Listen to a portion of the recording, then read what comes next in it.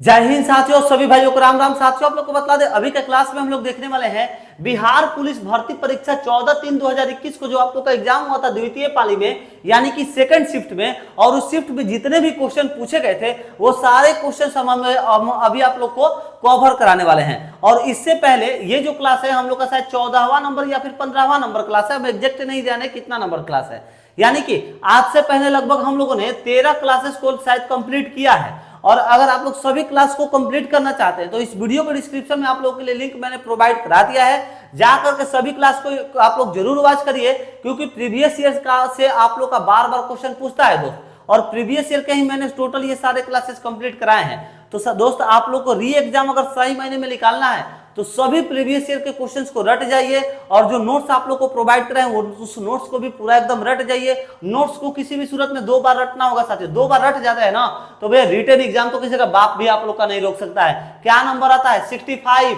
मात्र 65 पर आप लोग का जो है ना रिटन एग्जाम भैया टूट रहा है। रिटन एग्जाम का जनरल का पिछली बार कट ऑफ क्या गया था? 65 नंबर गया था। तो इतना नंबर लाना है तो सिंपली ज्यादा कुछ भी मेहनत नहीं करना है, मैथ रीजनिंग पर माथा नहीं फोड़ना है कि उधर से नंबर उठाए। उधर बनाने के चक्कर में आप लोग का टाइम लॉस होता है। 65 नंबर लाना है, कौन से ट्रिक से लेना है सारा आप लोग को बतलाए हैं। आगे हम आप लोग को सेशन में बतला भी देंगे अगर आप लोग नए बच्चे जुड़े हुए हैं तो चलिए सबसे पहले क्लास स्टार्ट कर लेते हैं। 3-4 क्वेश्चन कंप्लीट करते हैं, उसके बाद आप लोग को नोट्स के बारे में भी इंफॉर्मेशन प्रोवाइड करा देंगे। पहला नंबर क्वेश्चन है कि विधान परिषद का न्यूनतम सदस्य जो है यह संख्या निर्धारित है। तो न्यूनतम सदस्य संख्या जो है वो 40 निर्धारित है। कितना? 40। Option number C is the right answer. विधान परिषद की न्यूनतम सदस्य संख्या निर्धारित है कितनी? तो 40 है। ऑप्शन नंबर सी सही जवाब होंगे। नेक्स्ट क्वेश्चन है, सेकंड नंबर क्वेश्चन कह रहा है आईएफएससी कोड में कितने अंक होते हैं? जो बैंक का आईएफएससी कोड होता है ना, सभी बैंक का होता है, उसमें कितने अंक? तो 11 अंक होते हैं। कितने अंक होते हैं? तो 11 अंक होते हैं। आईएफएससी कोड में कितने अंक होते हैं? तो 11 अंक होते हैं। ऑप्शन नंबर बी सही जवाब होगा। नेक्स्ट क्वेश्चन है, थर्ड नंबर क्वेश्चन, राष्ट्र संघ का अस्तित्व में आया। राष्ट्र संघ जो है यह कब अस्तित्व में आया था? कब? समय पूछ रहा है दोस्तों। तो आइए देखिए, 8 जनवरी 1918 को नहीं आया था। देखिए जनवरी में ही आया था, मगर डेट गलत दिया गया यहाँ पर। 14 फरवरी, तो फरवरी तो ऐसे ही गलत। 10 जनवरी 1920 को, जी हाँ, option number C is the right answer. 10 जनवरी 1920 को राष्ट्र संघ कब अस्तित्व में आया था साथियों? तो डेट कौन सा था, साल कौन सा था? तो 10 जनवरी था डेट और साल 1920 था। ऑप्शन नंबर सी हम लोग का सही जवाब होगा। नोट कर लीजिएगा, बहुत ही अच्छा क्वेश्चन है ये वाला।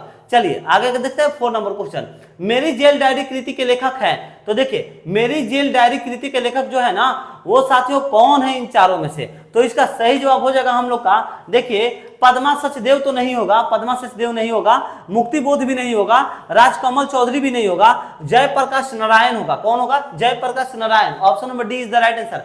मेरी जेल डायरी कृति के लेखक कौन है? तो जयप्रकाश नारायण है। ऑप्शन नंबर डी हम लोग का सही जवाब होता है। चलिए next question, 5 number question, Vinod Kumar Shukla को 1919 का साहित्य अकादमी पुरस्कार उनके किस उपन्यास पर मिला था? उनके कौन से उपन्यास के लिए उनको दिया गया था दोस्तों? तो इसका सही जवाब आइए हम लोग देख लेते हैं। नौकर की कमीज के लिए, नौकर की कमीज नहीं, ये नहीं होगा।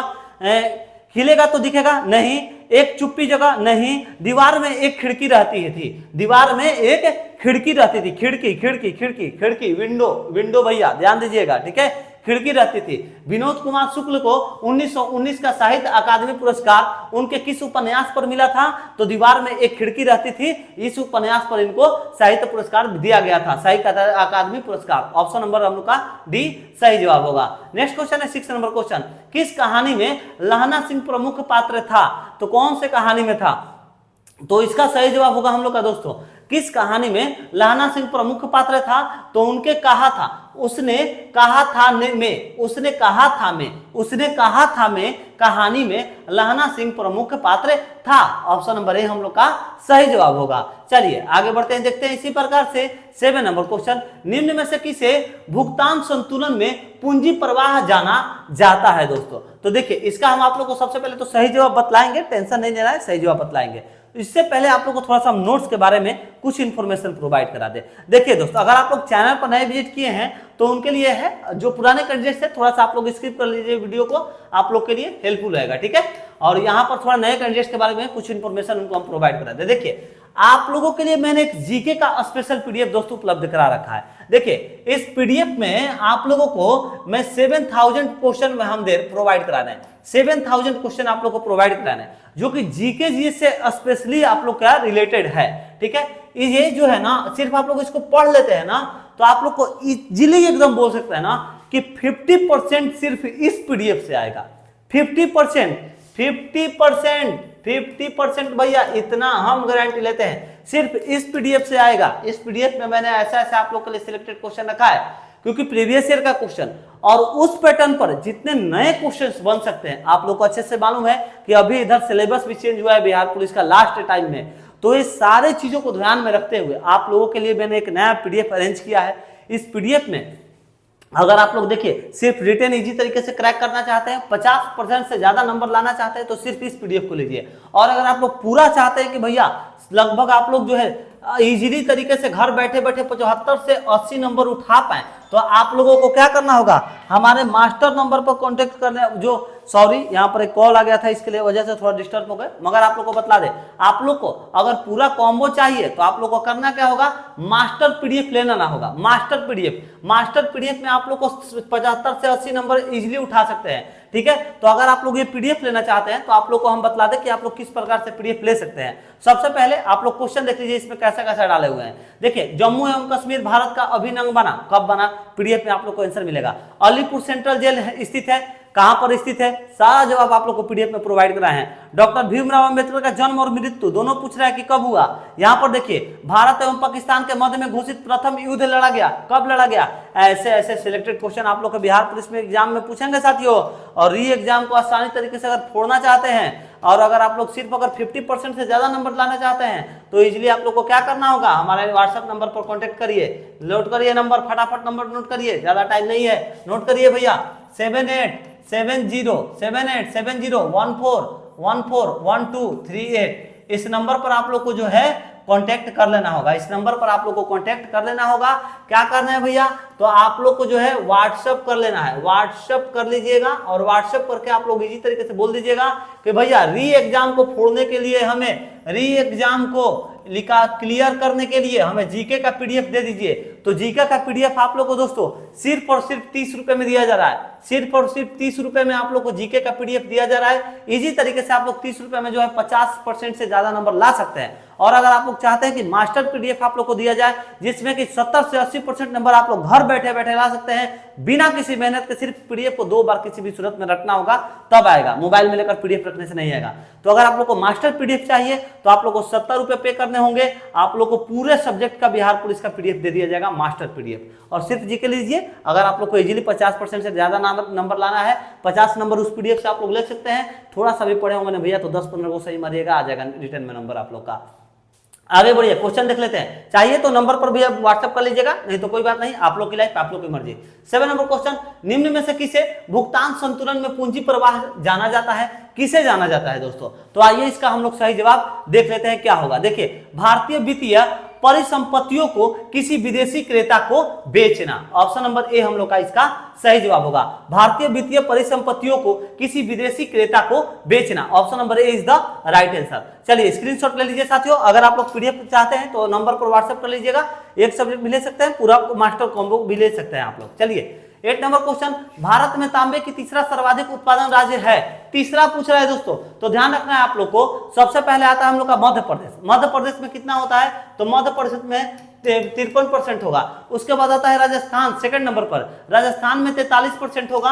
और तीसरे नंबर पर आता है हम लोग का, जो कि तीसरा इस क्वेश्चन में पूछ रहा है, कौन सा, तो झारखंड आता है। कौन सा, झारखंड आता है, option number C is the right answer, Jharkhand. Bharat में तांबे की तीसरा सर्वाधिक उत्पादन राज्य कौन सा है, तो झारखंड। पहला नंबर मध्य प्रदेश, दूसरा पर राजस्थान आता है और तीसरा पर झारखंड आता है। नेक्स्ट क्वेश्चन है 9 नंबर क्वेश्चन, 2011 में भारत के निम्नलिखित पूर्वोत्तर राज्यों में से किसमें महिला साक्षरता दर तुलनात्मक न्यूनतम है। महिला साक्षरता दर तुलनात्मक न्यूनतम है साथियों। तो न्यूनतम अगर पूछते तो आप लोग को ध्यान रखना होगा हमारे छोटे भाइयों, न्यूनतम में आता है हम लोग का असम। कौन सा आता है? Assam. Option number A is the right answer, Assam. 2011 में भारत के निम्नलिखित पूर्वोत्तर राज्यों में से किसमें तो असम में महिला साक्षरता दर तुलनात्मक न्यूनतम है। Option number A is the right answer, Assam. Next question है 10 नंबर क्वेश्चन।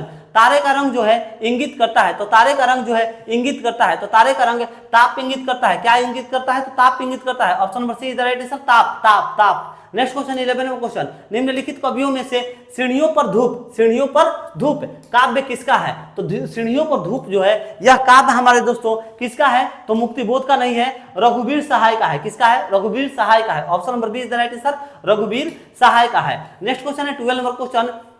विश्व नगरी शब्द का प्रयोग जो है पहली बार किसने किया था? तो विश्व नगरी शब्द का प्रयोग जो है वो हमारे दोस्तों पहली बार जीन गोटमैन ने किया था। Option number B is the right answer, Jean Gottmann ने किया था। वैसे ये सारा क्वेश्चन हम आप लोग को पीडीएफ में प्रोवाइड कराया है। अगर आप लोग पीडीएफ लिए हैं तो टेंशन लेने वाली बात नहीं है, अगर नहीं लिए हैं तो स्क्रीनशॉट लेते रहिएगा। सभी क्वेश्चंस का आप लोग के आगामी एग्जाम्स के लिए इंपॉर्टेंट है साथियों, ठीक है। और उसके साथ कुछ क्वेश्चन जो पीडीएफ में छूट गया वो हम आप लोग को क्लास में कवर कराते हैं। तो अगर आप लोग पीडीएफ लिए भी हैं तो क्लास को कंप्लीट करिए, क्योंकि आप लोग का कुछ क्वेश्चन पीडीएफ में छूटा हुआ रहता है ना, तो क्लास में सारा आप लोग को कवर करा देते हैं हम। 30 नंबर क्वेश्चन। भारत की गुट निरपेक्षता की विदेश नीति में जन्मदाता कौन थे? जन्मदाता पूछ रहे साथियों कौन थे? तो जन्मदाता का अगर बात कर ले तो जवाहरलाल नेहरू थे। Option number is the right answer, Jawaharlal Nehru थे। भैया इनसे थोड़ा संपर्क कर ले, 1 मिनट। हाँ हेलो जी, आते हैं 10-15 मिनट में।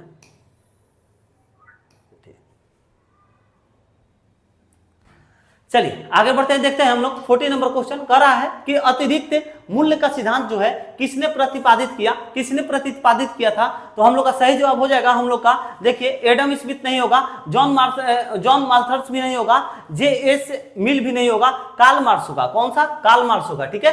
अतिरिक्त मूल्य का सिद्धांत किसने प्रतिपादित किया? तो अतिरिक्त मूल्य का जो सिद्धांत है वो कार्ल मार्क्स ने प्रतिपादित किया था। Option number D is the right answer, Karl Marx ने प्रतिपादित किया। नेक्स्ट क्वेश्चन 15 नंबर क्वेश्चन कि निम्न में से कौन सा कथन एंजाइम यानी कि किण्वक के लिए सत्य नहीं है? दोस्तों ध्यान दीजिए, फोकस करिए क्वेश्चन पर, नहीं दे दिया है, नहीं है यानी कि जो गलत है उसके बारे में हम लोग को डिस्कस करना है। आइए देखते हैं। लगभग सभी किण्वन एंजाइम प्रोटीन के बने होते हैं, ये तो आप लोग का जो है ये है भैया, मगर नहीं पूछ रहा है हम लोग का। किण्वन में सक्रिय स्थल वह स्थान है जहां पर क्रिया कारक जुड़ता है, ये भी है भैया। लगभग सभी किण्वक उच्च तापमान पर नष्ट हो जाते हैं, ये भी है। किण्वक सक्रियता ऊर्जा को बढ़ा करके अभिक्रिया की दर को बढ़ा देते हैं, ये गलत है। ये option number D is the right answer, नहीं में ऑप्शन नंबर डी होगा हम लोग का, ठीक है, ध्यान रखिएगा। आगे बढ़ते हैं, स्क्रीनशॉट ले लीजिए, अच्छा क्वेश्चन है दोस्तों, ले लिए होंगे। चलिए 16 नंबर क्वेश्चन कर रहा है कि राज्य पुनर्गठन आयोग 1956 की सिफारिशों के बाद में बिहार विधानसभा के निर्वाचन सदस्यों की संख्या थी। तो निर्वाचन सदस्यों की जो संख्या थी वो दोस्तों 318 थी। कितनी थी? 318 थी। Option number A is the right answer, 318 थी। 17 नंबर क्वेश्चन। जनगणना 2011 के अनुसार राष्ट्रीय औसत से अधिक जनसंख्या घनत्व वाले राज्यों एवं केंद्र शासित प्रदेशों की संख्या है। तो राज्यों एवं केंद्र शासित प्रदेशों की जो संख्या है वो 16 है। Option number C is the right answer, 16 है साथियों। 2011 के जनगणना के अनुसार पूछ रहा था, 16 इसका सही जवाब होगा। Next question 18 number question. विचरण गुणांक की अवधारणा का प्रयोग सर्वप्रथम किसने किया था? पहली बार किसने किया था? तो सही जवाब होगा हम लोग का कार्ल पियर्सन ने किया था। किसने किया था? तो कार्ल पियर्सन ने किया था। विचरण गुणांक की अवधारणा का प्रयोग सर्वप्रथम किसने किया? तो कार्ल पियर्सन ने किया था। Option number B is the right answer. Next question 19 number question. Bihar में क्रियान्वित की जा रही अत्यंतोदय अन्न योजना का उद्देश्य क्या है? तो इस योजना का उद्देश्य यह था हमारे दोस्तों, क्या था गरीब को, हाँ, चयनित परिवारों को सस्ता गेहूं और फिर चावल आवंटित करना, ठीक है। Option number C is the right answer. चयनित परिवारों को सस्ता गेहूं और फिर चावल आवंटित करना यानी कि देना। ऑप्शन नंबर सी सही जवाब होगा इसका। Next question 20 number question. Ayurveda में कह रहा है आयुर्वेद के महान विद्वान चरक किस शासक के काल से संबंधित था? कौन से शासक के काल से संबंधित था दोस्तों? तो इसका ये देख लेते हैं क्या होगा। अशोक होगा। यजुर्वेद के महान विद्वान चरक किस शासक के काल से, किस शासक के काल से पूछ रहा है ना, तो शासक कौन सा होगा? अशोक नहीं, पुष्यमित्र, शुंग भी नहीं, कनिष्क होना चाहिए। कनिष्क इसका सही जवाब होगा दोस्तों। Kanishka is the right answer. Option number C हम लोग का सही जवाब होगा, ठीक है, कनिष्क। चलिए 21 नंबर क्वेश्चन। स्कर्वी रोग जो है किस विटामिन की कमी के कारण होता है? तो स्कर्वी रोग जो है वो दोस्तों विटामिन सी की कमी के कारण होता है। Option number C is the right answer, scurvy रोग विटामिन सी की कमी। 22 नंबर क्वेश्चन, संघीय बजट 2020-21 में एकल घरेलू उत्पाद के प्रतिपादन के रूप में राजकोषीय घाटे का क्या लक्ष्य निर्धारित किया गया था? क्या लक्ष्य, कितना परसेंट होगा दोस्तों? तो इसका कितना परसेंट हम लोग को पूछ रहा है ना, तो 3.5% होगा। कितना? 3.5%। ठीक है। संघीय बजट 2020-21 में सकल घरेलू उत्पादन के प्रतिपादन के रूप में राजकोषीय घाटे का क्या लक्ष्य, कितना लक्ष्य? तो 3.5 लक्ष्य निर्धारित किया गया था। 3.5%, ऑप्शन नंबर सी सही जवाब। 23 नंबर क्वेश्चन, एक दिशांत भाषण नामक रचना के रचयिता हैं? तो एक दिशांत भाषण नामक रचना के रचयिता कौन है? तो रचयिता हरिशंकर परसाई है। कौन है? Harishankar Parsai. Option number B is the right answer, Harishankar Parsai. 24 number question, Rangarajan समिति के अनुसार गरीबी रेखा के अंतर्गत 2011-12 के लिए प्रति व्यक्ति व्यय है। तो प्रति व्यक्ति व्यय क्या है? तो देखिए शहरी क्षेत्रों के लिए हाँ सही है, शहरी क्षेत्रों के लिए 1407 तथा ग्रामीण क्षेत्रों के लिए 972। ऑप्शन नंबर ए हम लोग का सही जवाब होगा। नोट कर लीजिएगा, आगामी एग्जाम में पूछेगा साथियों, स्क्रीनशॉट ले लीजिए इसका। बहुत अच्छा क्वेश्चन है। ठीक है। 24 नंबर बहुत अच्छा क्वेश्चन है, सिलेक्टेड क्वेश्चंस में से एक है। चलिए आगे बढ़ते हैं, देखते हैं इसी प्रकार से 25 नंबर क्वेश्चन कह रहा है कि निम्न में से कौन सा कथन जो है मेढक के रक्त परिसंचरण तंत्र के लिए सही है? निम्न में से कौन सा होगा? तो आइए इसका हम लोग सही जवाब देख लेते हैं साथियों, क्या होगा। तो देखिए निम्न में से कौन सा कथन इनमें से बतलाना है कि मेढक के रक्त के परिसंचरण तंत्र के लिए सही है? तो देखिए हृदय में 3 कोष और 2 आलिंद तथा 1 निलय होता है। ऑप्शन नंबर बी सही होगा। मेढक के बारे में यह कथन जो है सही दिया गया, ऑप्शन नंबर बी हम लोग का सही होगा। अच्छा, मेढक का वैज्ञानिक नाम भी पूछता है साथियों, आप लोग को मालूम है क्या? राना टिग्रीना होता है। क्या होता है? राना टिग्रीना जो है यह मेढक का वैज्ञानिक नाम होता है। राना टिग्रीना ये जो होता है ना, ये आप लोग का मेढक का वैज्ञानिक नाम होता है। ये भी आप लोग ध्यान रखिएगा, कई बार पूछ देता है। 26 नंबर, राज्य की उत्पत्ति का सबसे प्राचीन सिद्धांत कौन सा है? तो राज्य की उत्पत्ति का सबसे प्राचीन जो सिद्धांत है वो साथियों दैविक सिद्धांत है। दैविक सिद्धांत, option number A is the right answer, दैविक सिद्धांत है। नेक्स्ट क्वेश्चन है 27 नंबर क्वेश्चन, निम्न में से कौन सा मत राज्य की उत्पत्ति के विकासवादी सिद्धांत का समर्थन करता है? राज्य के उत्पत्ति के विकासवादी सिद्धांत का जो है समर्थन करता है वो बतलाना है। तो देखिए राज्य का कृत्रिम रचना है? नहीं। राज्य की उत्पत्ति एवं विशेष समयावधि में हुई? नहीं। राज्य युद्धों का परिणाम है? नहीं। राज्य मानव समाज के निरंतर विकास का परिणाम है? Yes, option number D is the right answer, option number D हम लोग का सही जवाब होगा। राज्य मानव समाज के निरंतर विकास का परिणाम है, ऑप्शन नंबर डी सही जवाब होगा इसका। नेक्स्ट क्वेश्चन है 28 नंबर क्वेश्चन, किस जीवाणु को क्रिया से दूध दही में जम जाता है? कौन से जीवाणु की क्रिया से? ये तो आप लोग को अच्छे से मालूम होगा, बहुत बार पूछा हुआ है। ठीक है। Lactic acid bacteria, option number B सही जवाब। नेक्स्ट क्वेश्चन 29 नंबर क्वेश्चन, अध्यक्ष और उपाध्यक्ष का पद रिक्त हो तो उसका कार्य करता है? तो देखिए अध्यक्ष और उपाध्यक्ष का जो कार्य है अगर खाली हो तो उसको जो है क्या होगा? तो राष्ट्रपति जिस व्यक्ति को नियुक्त कर दे वो होगा। Option number D is the right answer, राष्ट्रपति जो कोई भी व्यक्ति को नियुक्त कर दे वही होगा। अध्यक्ष और उपाध्यक्ष का पद जो है रिक्त हो तो उसका कार्य कौन करता है? राष्ट्रपति जिस व्यक्ति को नियुक्त कर दे वही करेगा। ऑप्शन नंबर डी सही जवाब। आइए आज का क्वेश्चन हम लोग लास्ट देखते हैं, क्वेश्चन नंबर 30 को, और जितने भी नेक्स्ट क्वेश्चन बच रहे हैं साथियों अगले क्लास में आप लोग को कवर करा देंगे। ठीक है। तो आप लोग को सिंपली करना क्या है, चैनल को सब्सक्राइब कर लेना है, सारे क्वेश्चंस को कंप्लीट करिए, प्रैक्टिस सेट रोजाना कंप्लीट करिए, और पीडीएफ जरूर ले लीजिएगा। आप लोग के लिए हम पीडीएफ के लिए नंबर बतलाए हैं। चलिए पहले क्वेश्चन देख लीजिए, उसके बाद नंबर फिर से बतला देंगे। कोर यानी कि सार भाग मुद्रास्फीति किस मुद्रास्फीति का माप है? कौन से मुद्रास्फीति का माप है? तो आइए देखिए इसका सही जवाब क्या होगा, जो केवल खाद्य पदार्थों तथा ऊर्जा कीमतों पर आधारित है? नहीं। जो इन मदों को समाविष्ट करता है जिसकी अस्थिर कमीजों की स्थिति रहती है, ये भी नहीं होगा।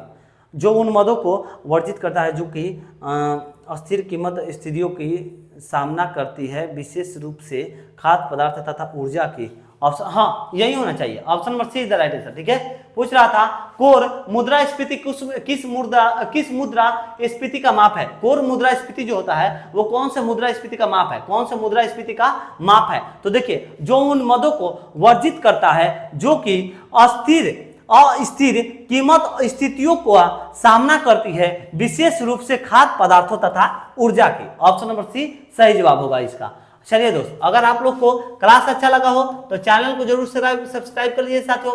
रोजाना हम आप लोग को प्रैक्टिस सेट उपलब्ध कराते हैं, और अगर आप लोग रामबाण पीडीएफ लेना चाहते हैं तो इजीली आप लोग इस नंबर पर कांटेक्ट कर लीजिएगा।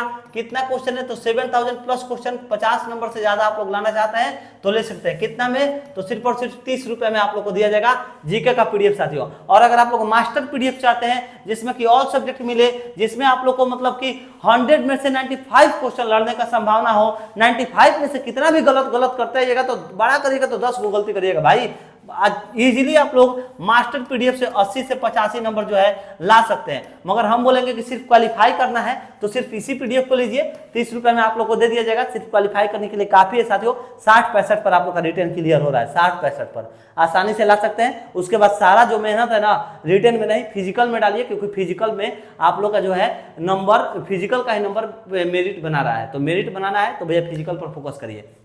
चलिए दोस्त, क्लास अच्छा लगा हो तो चैनल को सब्सक्राइब कर बेल आइकन दबाइए, रोजाना ऐसे प्रैक्टिस सेट को कंटिन्यू करते रहिए। और मिलते हैं नेक्स्ट वीडियो में। वीडियो को जरूर शेयर कर दीजिएगा दोस्तों मित्रों के पास जो भी बिहार पुलिस एग्जाम का प्रिपरेशन कर रहे हैं। तो मिलते हैं नेक्स्ट वीडियो में। जय हिंद, जय भारत।